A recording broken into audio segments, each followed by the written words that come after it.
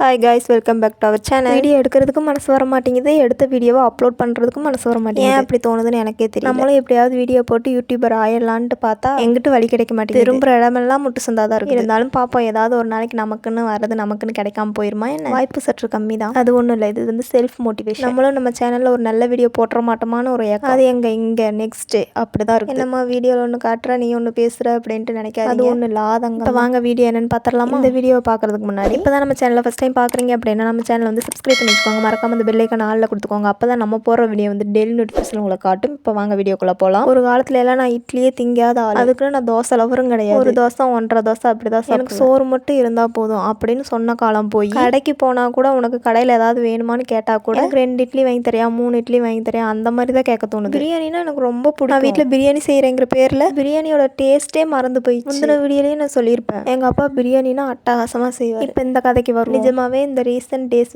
எனக்கு இட்லி ரொம்ப பிடிக்குது. நைட்டுக்கு ஒரு மீடியம் சைஸ் 3 இட்லி இருந்தால் போதும். நான் வீட்டில் அவிக்கிற இட்லி மினி இட்லி சைஸில் தான் அவிப்பேன். 2 வயலில் பிச்சு போட்டு சாப்பிடவும் நல்லா இருக்கும். இன்னும் 2 இட்லி கூட சேர்த்து சாப்பிடும். அதே மாதிரி நைட் இட்லி அவிக்கிறேன் அப்படின்னா எக்ஸ்ட்ராவே இட்லி ஊற்றி வச்சிருவேன். மார்னிங் பொடி இட்லி அப்படி இல்லாட்டி இட்லியை ஊற்றி உப்புமாவா செஞ்சு சாப்பிடுவோம். இதையே கொஞ்சம் இதில் தக்காளி தேவையான மசாலாலாம் போட்டாலும் டேஸ்ட் சூப்பராக இருக்கும். இப்போ அந்த ப்ராசஸ் தான் போயிட்டு இருக்கு. நைட்டு சாப்பிட்டது போக 4 இட்லி மீதமாயிடுச்சு. மதியம் வச்ச சாப்பாடும் கொஞ்சம் இருந்ததுனால இந்த டைம் எக்ஸ்ட்ராலாம் இட்லி நான் ஊற்றி வைக்கல. இதெல்லாம் வேஸ்ட் பண்ணக்கூடாது. இது நம்ம உழைக்கும் போது மட்டும்தான் அந்த ஞான உதயம் நமக்கு தெரியும். எதுக்கு இப்படி சொல்றேன்னா, நம்ம ஒரு ஃபேமிலிக்குள்ள வரும்போது நம்ம கையில காசு வச்சுட்டு வர செலவு பார்க்கும்போது பணத்தோட அருமையும் சாப்பாட்டோட அருமையும் அப்பதான் நமக்கு தெரியுது. நம்ம வீட்டில் பேரண்ட்ஸோட கைடன்ஸ்ல இருக்கும்போது அதான் நம்ம அம்மா அப்பா இருக்காங்கல்ல, அவங்க பார்த்துக்குவாங்க. அவங்க இருக்கும்போது நமக்கு என்ன, அப்போ வேஸ்ட் பண்ண ஃபுட்டோட அருமையெல்லாம் இப்போ நமக்கு கொஞ்சம் கொஞ்சமா புரியுது. கொஞ்சம் கொஞ்சமா இல்லை, நிறையவே தெரியும். அவங்களோட உழைப்புல நம்மளை வளர்க்குறதே அவங்களுக்கு பெரிய கஷ்டம். அப்போ புரிஞ்சுக்கல, ஆனால் இப்போ நல்லாவே புரிஞ்சுக்கிட்டு அதுக்கு தகுந்த மாதிரி நானும் நடந்து. இதெல்லாம் வெளியே சொன்னா யாருமே நம்ப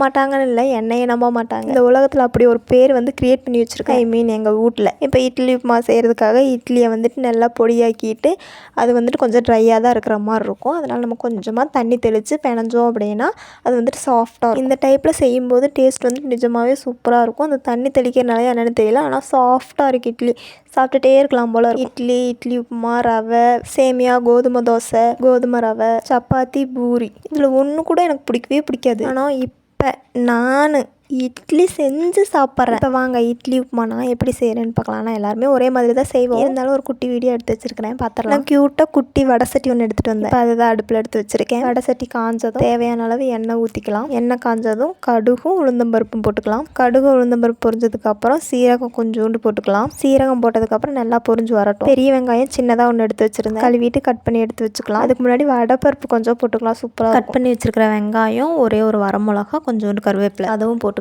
வெங்காயம் வதங்குறதுக்கு அளவாக கொஞ்சோண்டு உப்பு போட்டு நல்லா வதக்கி எடுத்துக்கலாம். இது வதங்குற கேப்பில் ஒரு கதை பார்த்துருவோம். புதுசாக ஒன்றும் சொல்கிற அளவுக்கு இல்லை, ரொம்ப கஷ்டப்பட்டு 1 ரூபா கூட கையில் இல்லை. யாரும் உழைப்பை எதிர்பார்க்காம நம்ம கையை மட்டும் நம்பி ஏதாவது ஓரளவுக்கு கூட நம்ம முன்னுக்கு வந்துடலாம் போல. ஆனால் சில பேர் நமக்கு கற்றுக் கொடுக்குற பாடங்கள் இருக்குது பார்த்தீங்களா, அவங்க நமக்கு கொடுக்குற அனுபவம், முக்கியமாக அவமானம், அதுலேருந்து கொஞ்சம் மேலே வர்றது ரொம்ப கஷ்டமாக. இதுவும் ஒரு வகையில் நல்லதாக தான். இது நமக்கு தெரியாதவங்க செஞ்சால் கூட நமக்கு ஒன்றும் தெரியாது. அவனாரோ நம்மாரோ அப்படி போயிடலாம். நம்ம கூடவே இருக்கிறவங்க, நம்ம கூட பழகுனவங்க, நம்மளை சுற்றி இருக்கிறவங்க, முக்கியமாக நம்மளை பற்றி நல்லா தெரிஞ்சவங்க, அவங்க கொடுக்குறாங்க பாருங்க வாழ்க்கையில் ஒரு அடி, ஒன்று போதும் நம்ம மனசு காயப்படுறது. அதுலேருந்து மீண்டு வர்றதுக்கு கொஞ்சம் டைம் எடுக்கும். நான் யாரையுமே இது வரைக்கும் இன்டைரக்டாக கூட நான் கஷ்டப்படுத்துனது கிடையாது. ஆனால் ஒரு சில பேர் நம்மகிட்ட ஒரு ஃபேஸ் காட்டுவாங்க தெரியுங்களா, அந்த ஃபேஸ்க்கு ரிப்ளை கூட கொடுத்துருக்கோம், அமைதியாக தான் இருந்திருப்போம். அதுக்கு ஒரு கண்ணு காது மூக்கு வச்சுட்டு அதுக்கு ஒரு பேர் வேற வச்சிருவாங்க. நிஜமாவே சொல்கிறாங்க, என்னை டைரக்டாகவே ரொம்ப அசிங்கப்படுத்துறாங்க. அவரே வைப்பாராம், அவரே எடுப்பாராம், அந்த டைலாக் மாதிரி தான் என்னோட நிலைமையும். சில பேர்கிட்ட அவங்களே